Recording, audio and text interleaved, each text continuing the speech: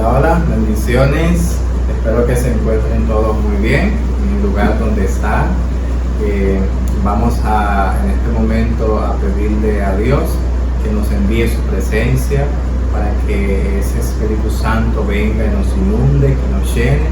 Espíritu Santo de Dios, tú sabes cuánto te necesitamos. Tú sabes que sin ti no podemos hacer ni decir nada, no podemos hablar. No quiero decir nada que no venga de ti, Espíritu Santo de Dios. Ven e infunde tus palabras en mis labios. Ven e infunde tu gracia en los oídos de cada persona que nos va a escuchar, para que pueda comprender lo que tú le quieres decir, Señor, a través de esta clase. Te lo pedimos por la intercesión de María Santísima, en el nombre del Padre, del Hijo y del Espíritu Santo. Amén.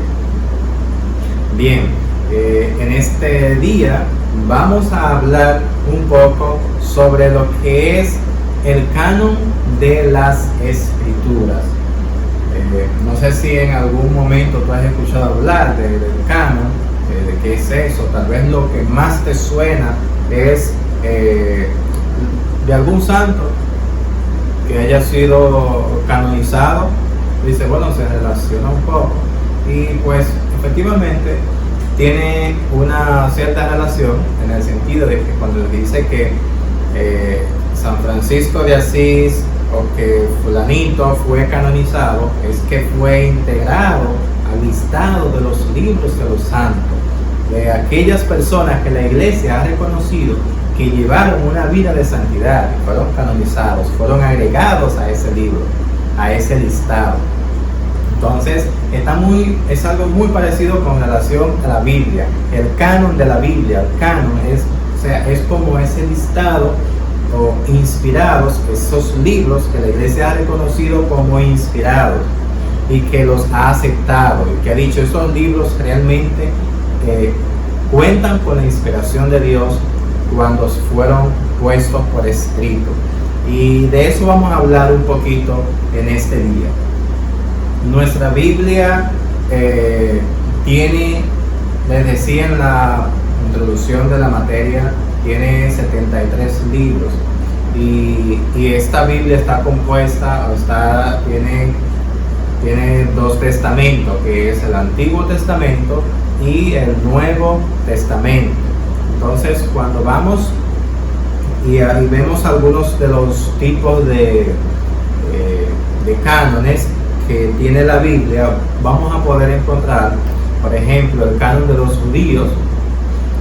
Recordemos que nuestra Biblia en el Antiguo Testamento no habla de Jesús. Y el canon de los judíos, o sea, la Biblia de los judíos, no tiene 73 libros como la tenemos nosotros, porque ellos no reconocieron a Jesús como el Mesías, no lo aceptaron. Entonces, ¿qué sucede? Ellos tienen en su Biblia solamente 39 libros en su Antiguo Testamento. Entonces, también quiero decirles algo que es muy importante saber, es que hay dos clases de judíos.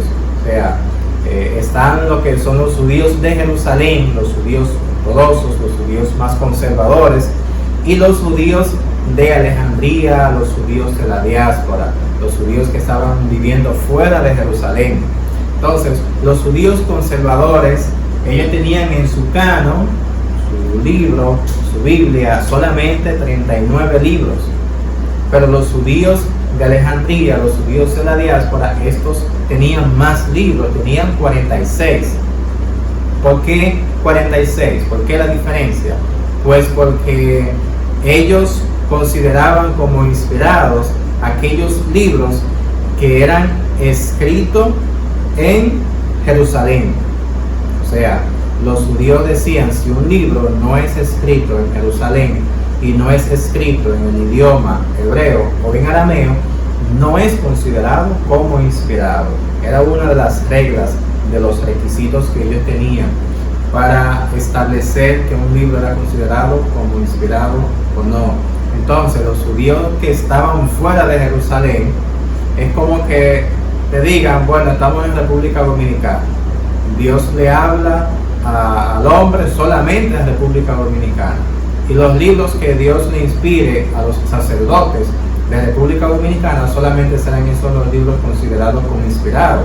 Pero ¿qué sucede? También había sacerdotes fuera de República Dominicana y que seguían viviendo la fe de una manera auténtica, de una manera fiel, de una manera en la que ellos seguían las leyes de Moisés.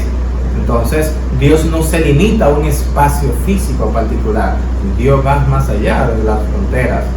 Entonces, a ellos, de los judíos, tenían esas diferencias. Entonces, el canon judío tiene 39 libros y tiene 46.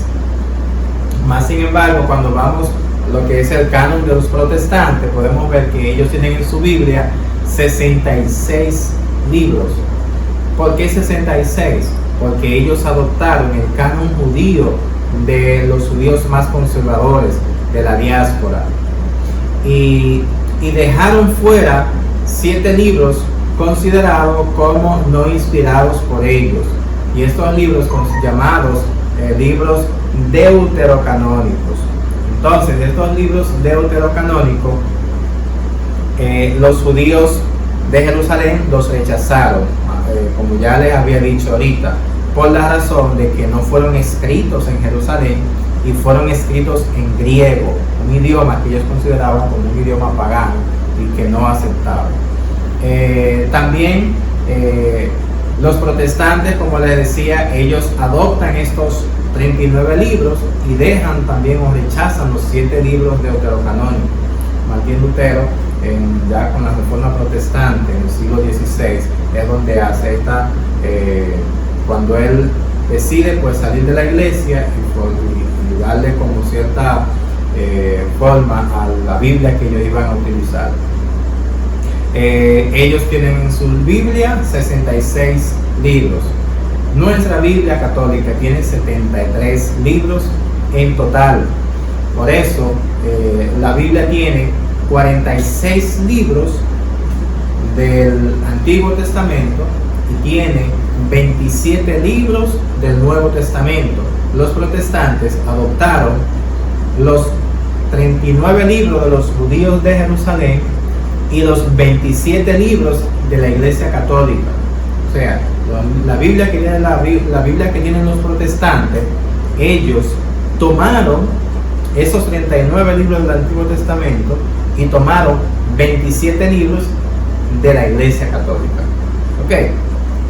Esos libros que la Iglesia fue la que se fajó, inspirada por el Espíritu Santo, a discernir y a elegir aquellos libros que eran considerados como inspirados o no. Y más adelante les voy a decir las razones por qué se consideraba y cuándo se consideraba un libro inspirado y cuándo no. También están las iglesias ortodoxas que tienen el canon igual que la católica, la iglesia ya de Oriente Medio, que tienen su Biblia con 73 libros también, igual que nuestra Biblia.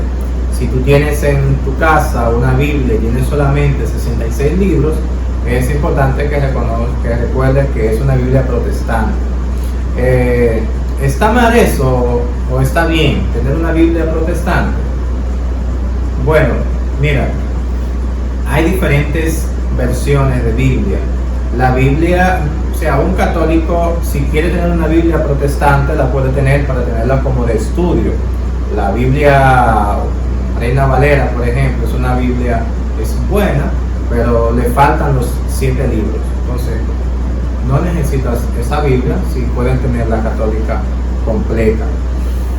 También podemos, cuando seguimos más adelante y vemos cómo esos, y quizás tal vez nos preguntamos, pero ¿cuándo se estableció ese canon? ¿Cómo? Cuando entonces analizamos y vamos un poco a la historia, podemos ver cómo con el tiempo la iglesia vino pues recolectando estos textos con la ayuda de la tradición de la iglesia, con la ayuda de los padres de la iglesia, que eran los que recomendaban los textos y decían que estos eran inspirados por Dios. y que cumplían con los requisitos.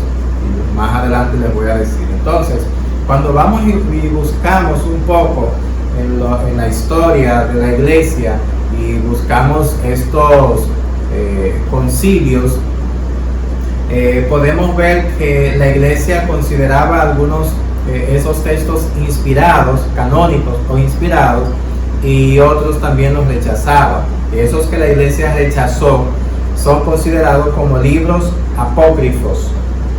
Esos libros apócrifos rechazados por la iglesia por diferentes razones, más adelante en otro tema le vamos a detallar un poco más sobre lo que son esos libros. También entonces recordemos que la palabra canónico se utilizó por primera vez en el concilio de la Odisea en el siglo IV, y pues también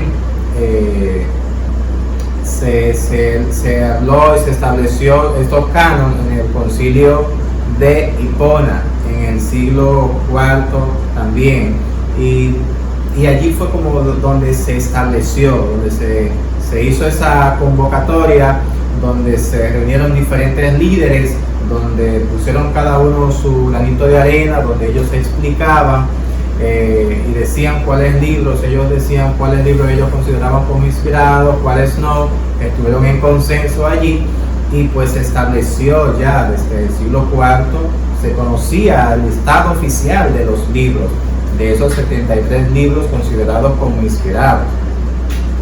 Estamos hablando desde el siglo IV, el año 300 y 360 en adelante. Y pues también la última modificación, o no modificación, sino en el concilio donde se volvió a establecer, donde se volvió a reafirmar los libros considerados canónicos o inspirados, fue en el concilio de Trento, en el siglo XVI, cuando llegó la Reforma Protestante. Y allí pues se vuelve a reafirmar los libros considerados como inspirados. Pues había muchas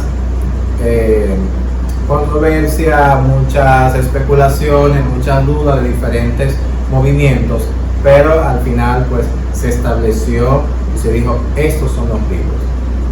Vale. También para que esos libros sean considerados como canónicos, debían cumplir con ciertos criterios, ciertos requisitos para ser considerados como inspirados. Y con relación al Antiguo Testamento, ahorita le decía, algunos de esos requisitos es que esos textos debían ser escritos en Jerusalén, según las normas judías, debían ser escritos en griego, debían ser escritos en hebreo o en arameo, y debían ser escritos por judíos en Jerusalén. Entonces, si un texto aparecía hablando la misma historia, pero escrito en otro idioma, o que había sido escrito fuera de Jerusalén, entonces no lo consideraban como inspirados, como ya les decía ahorita. Pero, sin embargo, también podemos ver que ellos tenían como requisitos que esos textos no podían contradecir las leyes de Moisés. Las leyes que Moisés había escrito, que están en la Torá, que están en el Pentateuco, los primeros 5 libros de la Biblia. Entonces, esos textos no podían contradecir esos rituales de la liturgia que ellos practicaban. Y también podemos ver en el Nuevo Testamento que para considerarlo como inspirados tenían también ciertos requisitos. Y estos textos, por ejemplo, en el caso del Nuevo Testamento, que tiene 27 libros, debían tener un origen apostólico.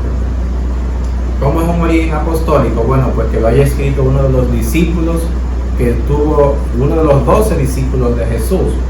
Por ejemplo, el apóstol Pedro. El apóstol Pedro no escribió un evangelio, pero San Marcos era discípulo de Pedro, y Marcos escribió uno de los evangelios, el evangelio que conocemos hoy como el Evangelio según San Marcos. y que Marcos a su vez fue discípulo de Pedro. Entonces, por eso fue considerado como inspirado, que aunque no lo escribió Pedro, lo escribió un discípulo suyo, o sea, con la orientación de él. Y así sucedió también con Lucas, y ya ustedes van a ver eso más detallado en otra materia que es conocida como los evangelios. Ellos tenían, o la iglesia tenía como criterio tener bien claro esto, que debía ser escrito por los discípulos o por uno de los discípulos de ellos.